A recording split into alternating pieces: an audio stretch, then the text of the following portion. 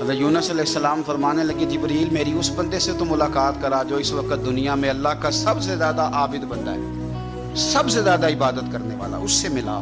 حضرت جبریل کہنے لگے آئیے لے چلتے ہیں۔ تو جناب جبریل لے گئے۔ جب لے کے گئے تو اس بندے کے دونوں ہاتھ بھی کوئی نہیں تھے، دونوں پیر بھی نہیں تھے، اس کا وجود سارا تکلیف سے کٹا ہوا تھا اور اس کی آنکھیں بھی نہیں تھیں۔ حضرت یونس علیہ السلام فرمانے لگے اے جبریل امین علیہ السلام، میں نے تو کہا تھا عابد بندے کے پاس لے آئے، آپ بیمار کے پاس لے آئے۔ کہا یہ وہ بندہ ہے جس کو اللہ تعالیٰ نے سب سے زیادہ عبادت کرنے والوں میں لکھا ہے، ذرا آئیے اس سے بات کرتے ہیں۔ گفتگو شروع ہوئی۔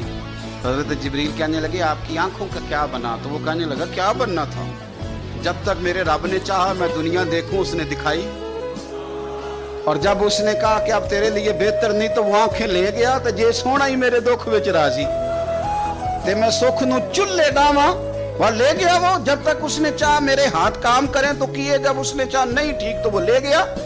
جب اس نے چاہا میرے پیر چلے تو پیر چلتے رہے، لیکن اب رب بھی چاہتا ہے نہ چلے، تو اگر وہ چاہتا ہے نہیں چلے تو ٹھیک ہے، ہم بھی چاہتے ہیں نہ ہی چلے۔ ختم ہو گئی بات۔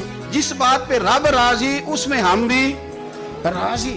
حضرت سیدنا یونس علیہ السلام فرماتے ہیں میں سمجھ گیا یہ واقعی اللہ کا سب سے زیادہ عبادت گزار ہوں، لیکن یہاں شکوے پریشانیاں ہی پریشانی، ذرا ذرا سی بات پہ تکلیف ہے۔ وہ آنسو جو صرف مصطفیٰ کے لیے بہانے چاہیے، وہ ہم نے اپنی چھوٹی چھوٹی پریشانیوں کے لیے، رزق کے لیے، اس کے لیے اس کے لیے ہم نے وہ